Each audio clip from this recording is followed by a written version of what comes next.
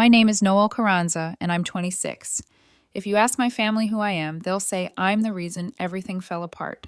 There's something surreal about being cast as the villain in your own bloodline, like you were born with a siren strapped to your chest that only your parents can hear. For 10 years, I lived under a single headline: You ruined your sister's life. Not a theory, not even an argument. A rule, etched into holiday silences, quiet birthdays, and those hugs that feel like receipts. Before I became the official cautionary tale, I was just a kid orbiting a sun that burned too bright. My older sister Lauren was the golden child, cheer captain, honor roll, prom queen, 6 months early, because the universe simply cooperated with her. Mom kept a whole shelf for Lauren's achievements. When I was 11, I tried to slip my own drawing up there, charcoal on printer paper, a crooked lighthouse. It lasted 18 minutes. Then it was replaced by Lauren's second place ribbon in youth leadership. I wasn't jealous, not exactly. I was learning a language: shrink, be useful, disappear. At 15, I took a part-time job bagging groceries. I liked the idea of earning something no one could edit. I'd clock out, bike home, finish homework at the kitchen counter, try to breathe smaller. I wasn't the genius, the rebel, the prodigy. I was a girl practicing the art of not needing much. Then came the incident. No one called it what it was. They spoke around it like it was a haunted well, the incident, as if saying it out loud might call lightning. There was a party, there was alcohol, there was a boy, then a rumor, a photo, a scream. I wasn't there. I was covering a shift for a cashier who'd sprained his wrist. I didn't even know Lauren had gone out until morning when Dad pounded my door like I'd fled the scene of a crime. "How could you let this happen?" he demanded before I'd untangled from dreams. What happened?" "Your sister was hurt," Mom snapped from the hallway, "and you didn't stop her." "She's 17, I said, panicking. "I didn't even know—" "You were supposed to look out for her," Dad barked. And that was that. No police report, no call to the party host, no conversation with the boy. The household rotated on a new axis: my failure. Lauren locked herself in her room. Wouldn't eat, wouldn't speak, wouldn't look up. Whatever happened that night broke something in her. But the part that still catches in my ribs is this: they didn't go after anyone who was there. They came for the girl who wasn't. Me. Mom slid my bank card off the counter a few days later. "We need to pay for therapy." "That's all I've got," I said. "It's for school." "She needs it more," she replied, "and you owe her." I should have said no, but I was 15 and terrified, convinced that if I bled enough, maybe they'd love me again. Spoiler, they didn't. That first card swipe was just the down payment. At 18, when I got a job unloading pallets at a warehouse, "If you're living under this roof, you'll contribute," Dad said. Contribute meant 40% of every paycheck to therapy, retreats, pills, peace of mind. At 20, I moved into a rundown rental with 2 roommates and a cat we didn't own. I thought distance would dissolve guilt. Guilt doesn't live in walls. It lives in phone calls and holidays. "You're not going to pitch in for Lauren's healing retreat?" Mom would ask. "She's still dealing with the trauma," Dad would add. Trauma that was never named but endlessly invoiced. Year after year, they drained my savings and my sense of self. I paid for 5 therapy programs, 3 retreats, countless meds, even one of Lauren's college semesters. She dropped out, citing stress. I didn't ask questions. Questions made me look ungrateful. At Christmas that year, Dad handed me a tiny wrapped box. For a second, something in me flickered. Maybe this is it, a sign that I'm seen. Inside was a donation certificate to the Women's Support Center. "In Lauren's name," he said, beaming. Mom dabbed a tear that never fell. Lauren didn't come home. I said thank you. I cleared plates. I swallowed the hard pebble of truth. I was the family's invisible ATM. No overdraft, no gratitude. By 26, the math of my life was simple. Rent up, hours up, hope down. When my car died, I biked. When overtime opened, I took it. When Mom saw a new box on my table, an old laptop I'd saved to buy, she pursed her lips. "Lauren could use a better computer for her recovery journal," she said. I returned the laptop and told myself I'd ordered the wrong model. Self-erasure had become a reflex, like blinking. People ask why I didn't cut them off. Truth. Even poison roots feel like home when they're the only ones that ever held you. Then it rained. It was one of those mean rains that slices sideways. I was eating leftover stir fry straight from the pan, perched on a mattress set directly on the floor when someone knocked. Our building didn't have a buzzer, just a warped door with a peephole that blurred everything. I cracked it open, expecting a neighbor. It was Lauren. No makeup, hoodie, hair wet. The golden aura burned out. "Hey," I said, because what else do you say to a ghost your family insists is a saint? She stepped in like it hurt, took in the room, 2 folding chairs, a cracked charger, a secondhand table that sloped to the left. We sat. Silence inhaled the air. "I found out something," she said finally, voice sandpapered thin, "about that night." My fork hovered mid-air, the room compressed. For the first time in 10 years, her face shifted, uncertainty cracking through the lacquer. Not the rehearsed grief Mom spoon-fed the world. Something raw, human. Her phone buzzed. She flinched, tapped the screen, stood too quickly. "I have to go," she mumbled. "What? Lauren, what did you find out?" "I'll come back," she said, already at the door. "Just don't say anything to Mom and Dad." Then she was gone, hood up, rain swallowing her whole, my cheap welcome mat holding wet footprints like proof I wasn't hallucinating. I didn't sleep. I didn't work the next day. I just sat with a question that grew teeth. Why not tell Mom and Dad? What would they do? Their texts kept coming like clockwork. "Mom, it would be so meaningful if you could send $300 for Lauren's counseling this month. Dad, you've been quiet. Don't start being ungrateful." Ungrateful. That label had been stapled to my skin so long I forgot where I ended and it began. But Lauren's visit loosened something. Memories I'd stored in the attic of my brain thudded down the stairs. Mom speaking for Lauren even when Lauren wasn't in the room. Dad on the phone saying, "It's under control, no need to revisit the past." And Lauren's last words, "Don't tell them." That afternoon, I opened my old email and typed in a password I hadn't used since high school to access the family cloud Dad set up. The directory tree was chaos, misnamed folders that felt like decoys. But beneath a parent folder labeled Insurance Stocks was a smaller one called Incident Tuna 13. My cursor hovered. I didn't click, not yet. I called my boyfriend Evan, let the phone ring out once, twice, and then I hung up before it connected. I wasn't ready to say anything to anyone, not even to the person who always tells me I'm more than what they made me. He texted a minute later, "Need me to swing by?" I stared, typed, "I'm okay," then deleted it and sent nothing. Because some truths you have to meet alone. That night, between the hum of my mini fridge and the memory of rain on Lauren's sleeve, I watched the folder glow on my screen like a small, patient door. I promised myself I'd open it in the morning. If there was nothing, fine. I could go back to paying the invoices attached to a story I never wrote. If there was something, no, I wouldn't guess. I would know. Morning came, gray and heavy. I made coffee I didn't drink. I reached for the trackpad. The door in the screen waited. And then I clicked. The folder opened like a wound that had been waiting 10 years to bleed. Inside, 8 files. 3 were PDFs with dull, harmless names. Insurance appeal, therapy invoice, medical codes.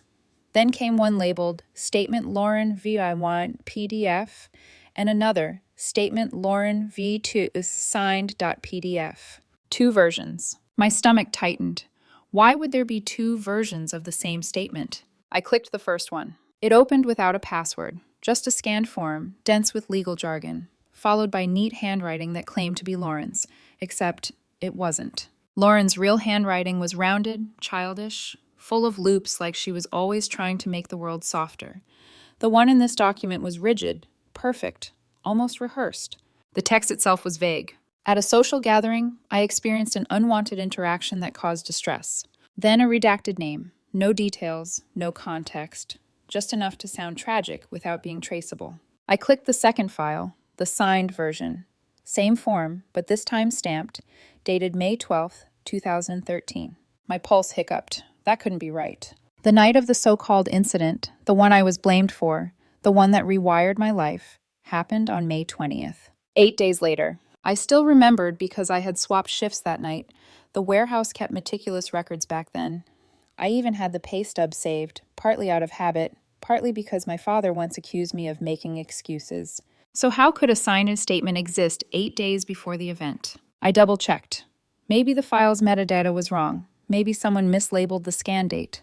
But then, in the bottom corner of the PDF, I saw the telltale gray text of our old HP printer's automatic timestamp.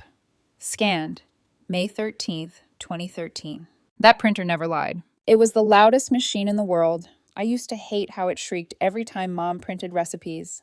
Now it was quietly screaming the truth. The statement was created before the night that supposedly destroyed Lauren's life, which meant the story, the one that cost me my adolescence, wasn't just exaggerated, it was planned. I stared at the monitor until the text blurred. Not anger. Not yet. Just disbelief. A cold, numb realization that the guilt I'd been feeding for a decade might have been manufactured, like a family heirloom passed down to me without consent. I closed the PDFs and scrolled up the directory. That's when I noticed another folder tucked under a mislabeled parent, Taxes 204. Inside it, a single file, Correspondence, Mail, PDF. ML, Marian Lopez, my mother. My hand hovered. The name alone carried the weight of Sunday dinners, unpaid debts, and her voice whispering, "You owe us." I clicked. It wasn't an email. It was a scanned letter, printed on her old cream-colored stationery from the community center where she volunteered. The header had her name, her title, and the date, May 10th, 2013.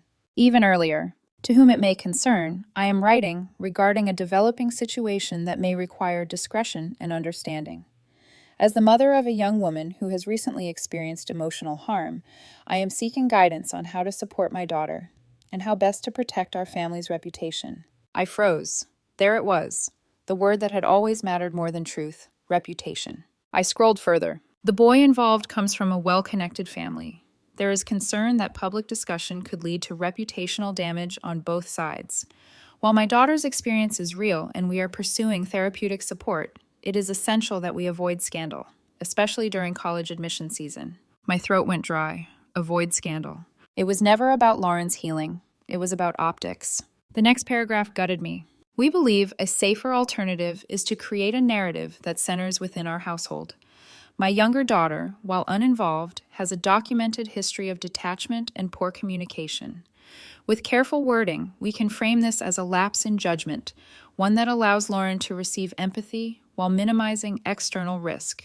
While uninvolved, the words hit like a slap. They knew. They always knew. I wasn't there. I wasn't responsible. And still, they wrote a story where I was the villain because it was convenient. My mother had scripted a decade of my shame like it was a PR move. At the bottom of the letter, under her typed name, she had signed in looping pen ink, "For the sake of family unity." Family unity. I laughed, an ugly, broken sound that startled even me. The kind of laugh you make when you've gone too long without being believed. My hands shook so violently I had to set the laptop down. Every family dinner, every guilt trip, every quiet, simmering accusation. They weren't delusions or misunderstandings. They were deliberate. And my mother, the saintly volunteer, had been the architect. I didn't call her, didn't text, didn't confront. For once, I didn't rush to explain myself to people who thrived on my confusion. Instead, I closed every file and backed them up on a flash drive. Then I went still. No crying, no screaming, just the sharp clarity of someone who's finally holding the blueprint of her own captivity. A message pinged on my phone. Evan. You okay? You've been quiet. I typed back. Found something in the old family cloud. Not sure what to do with it. A pause. Then his reply. Do nothing yet. Screenshot everything. Save first. Speak later. It was practical, kind. Exactly the advice I needed and didn't want to hear. Because some part of me wanted confrontation, wanted to drive to their house, shove the letter in Mom's face, and ask her what kind of mother sacrifices one daughter to protect another. But another voice, quieter, colder, whispered, wait, let them show their hands first. I listened to that voice. That weekend, I didn't reply to Mom's texts or Dad's reminders, and by Monday, they noticed. Mom, sweetheart, did something happen? You've been distant lately. Dad, Lauren says you've been ignoring her messages. That's not fair to her. I stared at my phone until their words blurred. Then, deliberately, I sent one line. I've just been thinking about 2013 a lot. Dad replied within minutes. Why? What brought that up? I didn't answer. That was the moment something shifted. For the first time in years, they were the ones who didn't have the script. I closed my phone and let silence do what words never could. Because silence, when it comes from someone who's always been obedient, is terrifying. 3 days later, my sister texted for the first time since that night in the rain. Lauren, I found it too. Just 3 words. I stared at them for a long time, then another message followed. I didn't remember writing anything. When I asked Mom, she told me not to dig up the past. I thought maybe I'd blacked it out, but now I know. Another bubble. I'm sorry. And for the first time in 10 years, I believed her. Because we were both victims of the same lie. Just playing opposite roles in Mom's twisted play called family unity. Lauren, the golden child. Me, the scapegoat. Both puppets. But now, the strings were starting to snap. The hardest part wasn't discovering the lie, it was what came after. Once you've seen proof, you can't unsee it. You can't go back to pretending. You can't smile at the same people who wrote your name in ink under a crime that never existed. So I did something new. I went quiet. Not the timid kind of quiet they'd trained me into. Not the guilty silence that said, I'll make it right. No. This was different. This was strategy. I stopped sending money. Stopped replying to messages.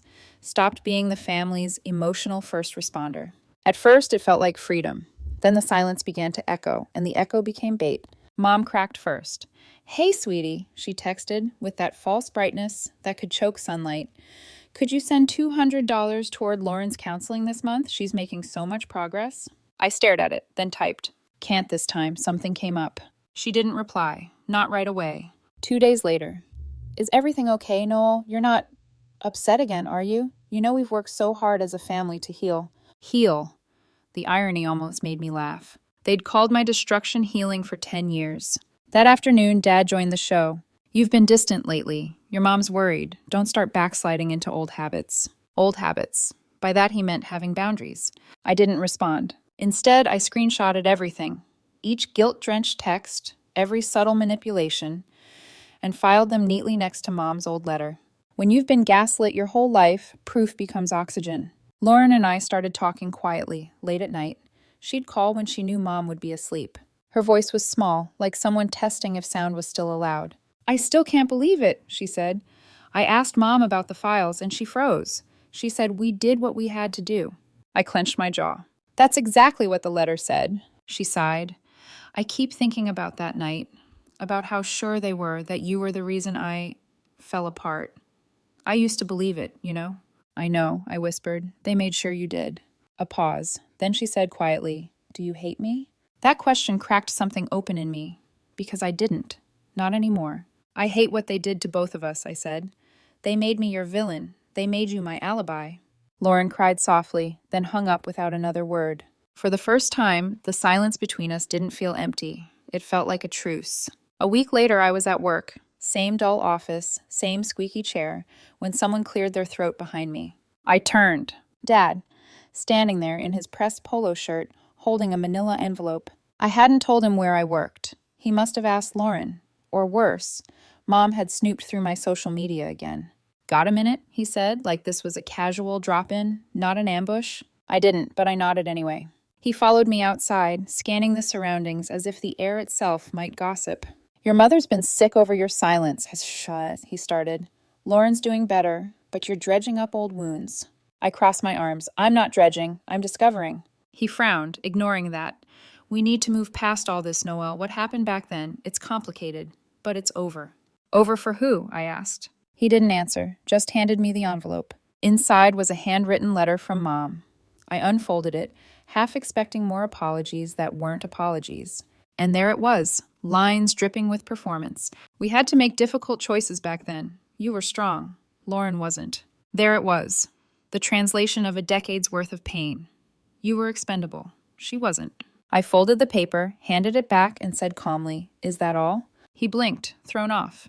He'd expected tears, shouting, maybe another confession of guilt. Instead, I gave him nothing. For once, I was the quiet one holding all the power. He left frustrated, muttering something about family respect and forgiveness. That evening, I got a text from Lauren. Lauren, they won't stop calling me. They want me to convince you to make peace. Me. Peace or silence? Lauren. Both, probably. Me. Then we give them neither. We made a pact that night. We wouldn't explode. We wouldn't confront them with rage. We'd let them talk themselves into a corner. Because people like them can't stand silence. They need to fill it with control. And we'd just taken that away. A few nights later, my phone buzzed. Unknown number. Hi, Noelle, this is Hannah. Evan's ex. I frowned. We'd never spoken. Her message continued. I don't know what's going on with your family, but your mom reached out to me. She said you're having another episode and might be mixing things up. She seemed really worried. My blood went cold. Mom had dragged my boyfriend's ex-girlfriend into this. That wasn't worry. That was damage control. I called Evan immediately. Did you tell her about Hannah? No, he said. Why would I? What's going on? I told him everything. About the letter, the fake statements, the visit from my dad. He didn't interrupt once.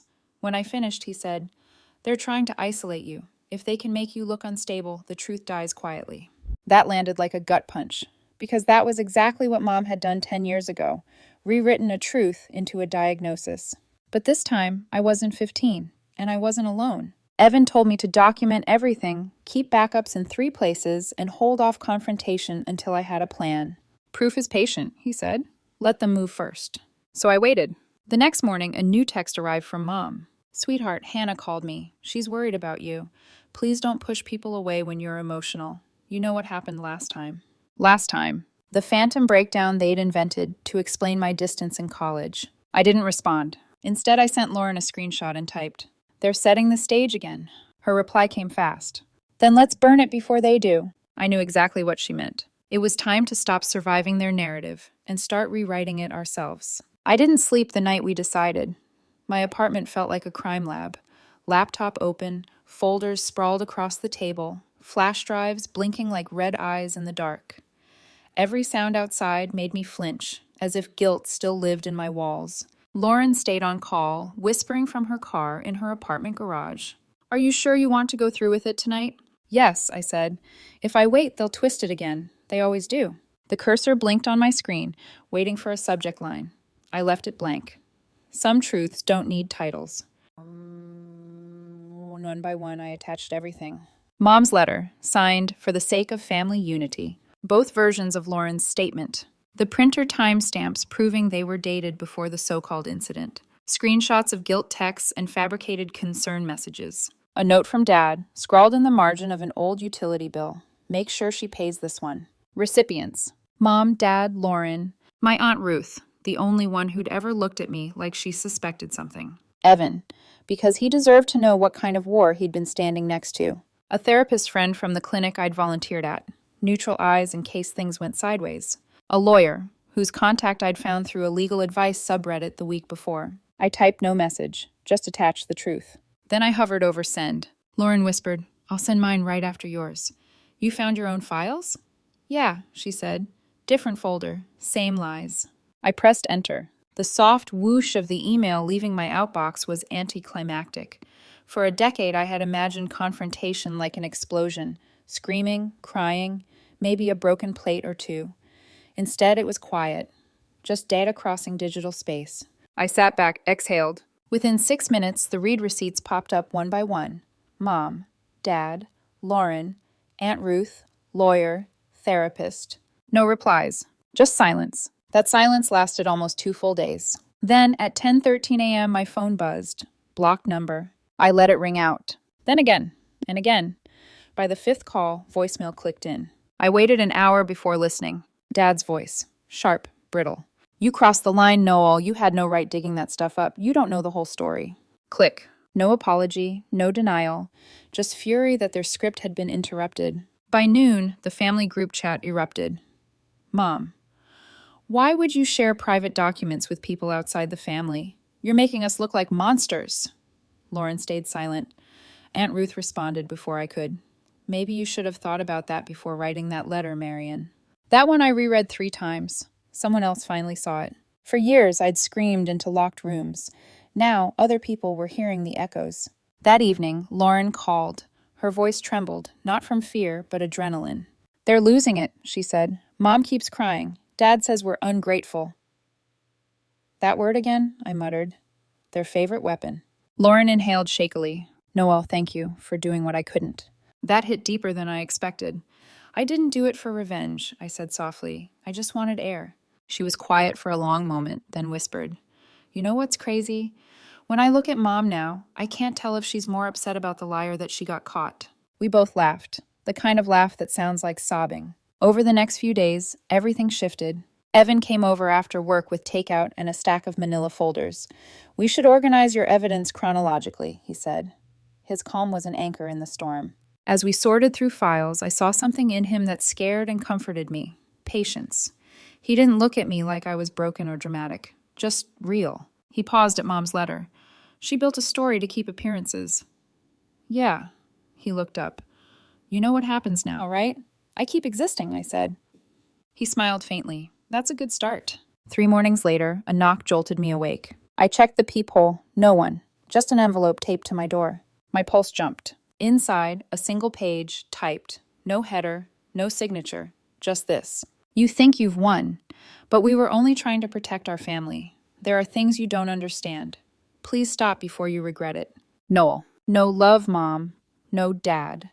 Just the ghost of a threat hiding behind parental concern. I took a photo, added it to my archive. Evan looked at it later that day and said, They're unraveling. Keep documenting. Don't respond. I nodded. I wasn't planning to.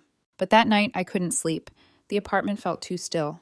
At 2:47 a.m., my phone buzzed. Lauren. I'm done pretending. Tomorrow, I'm going to talk to Aunt Ruth. She wants to help us take legal action. You okay with that? I stared at her message, tears slipping down my face before I even realized I was crying. Yes, I typed. Let's end this the right way. She replied instantly. Good, because Mom's already planning to spin it again. I heard her on the phone. She said, if we stay quiet, people will forget. I almost smiled, because for once I had proof that forgetting wasn't an option anymore. The next morning, I made breakfast for myself for the first time in weeks. Not leftovers, not something cheap or rushed, just real food. Eggs, toast, coffee that didn't taste like adrenaline. It felt strange, sitting in silence that wasn't punishment. Lauren texted me mid-morning. Lawyer says we have a strong case for defamation and emotional abuse. We don't have to sue, but we can use it to protect ourselves if they retaliate. I stared at that word, protect. For so long, protection had meant secrecy, shame, obedience. Now it meant boundaries. By noon, another message appeared, this time from Mom. Please, let's talk. We can fix this. We're still a family. Family. The word they'd used like a leash. I typed back, fingers steady. You had 10 years to fix it. I'm just cleaning up the mess. Then I blocked her number. And for the first time since I was 15, my phone was completely, beautifully quiet. For 3 weeks, the quiet held. No late-night guilt calls. No we're worried texts. No more invoices disguised as emotional obligations. Just silence. And instead of feeling empty, it felt clean. I went to work, came home, cooked dinner, slept through the night without waking up to phantom arguments echoing in my head.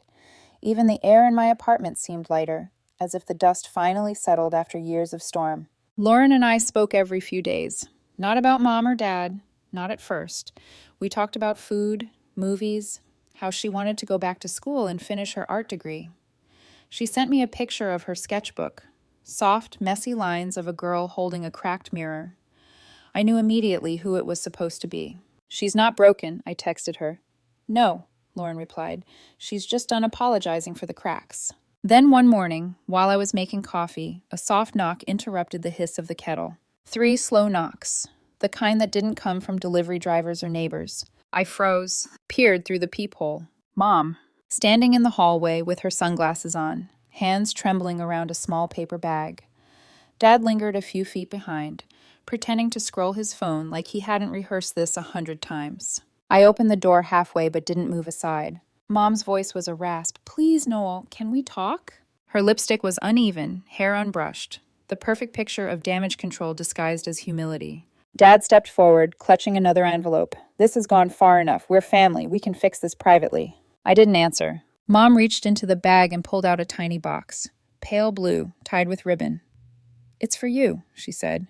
A peace offering. I stared at it, not moving. What's inside? Her lips quivered. It's your grandmother's necklace. You loved it when you were little. We thought it might remind you that we still care.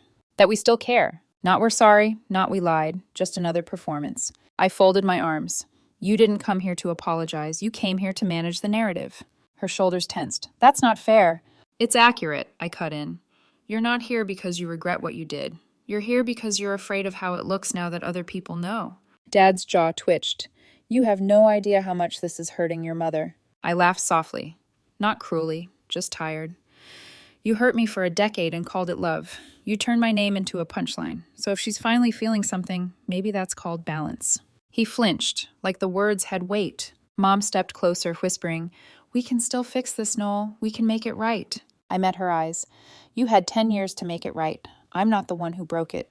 Then I closed the door, slowly, gently. She didn't knock again. Through the peephole, I watched her stare at the closed door for a long moment before Dad put a hand on her shoulder and guided her away. The ribboned box was still on my doorstep when I finally turned the deadbolt.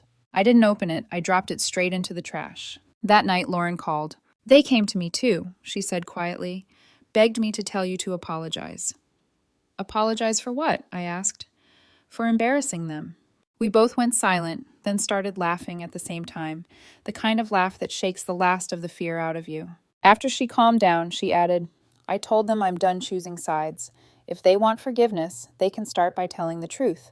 That was the moment I knew the cycle had ended, not just for me, but for both of us. A few weeks later, Evan and I met Aunt Ruth at a small cafe near the courthouse. She handed me a sealed folder. Copies of everything, she said, just in case they ever try to twist the story again. I nodded. Thank you. Ruth smiled sadly. Families like that, they count on silence. You broke the spell. Evan reached for my hand under the table. His thumb traced small circles against my palm, steady, grounding. I thought about the girl I'd been, 15, scared, begging for approval that was never coming. About the years of guilt that had built a cage around me. And for the first time, I didn't feel anger toward that girl. I felt grace. She survived long enough for me to find the key. Months passed. Lauren transferred to a new college out of state. Dad retired early. Mom resigned from her community center job for personal reasons. I heard through Ruth that they'd sold the family house, the same one filled with trophies that had never been mine. Sometimes, when the night gets quiet, I wonder if Mom ever looks at the empty space on her shelf where those trophies once stood and realizes that's what truth does. It empties what was never real. Last week, Lauren mailed me a postcard. Front, a sketch of two girls sitting on a pier, one drawing, the other just watching the water. Back, we're free now. L. I pinned it to my fridge with a magnet shaped like a small lighthouse, the same one I'd drawn years ago that Mom quietly removed from the shelf. The light in that drawing used to flicker weak and uneven. Now, in my memory, it burns steady. When people ask why I stayed silent for so long, I tell them this. Because guilt can sound a lot like love when it's spoken by people you're desperate to keep. And when they ask how I finally let go, I tell them, because love without truth isn't love, it's a leash. I still get quiet sometimes, but it's not fear anymore. It's peace.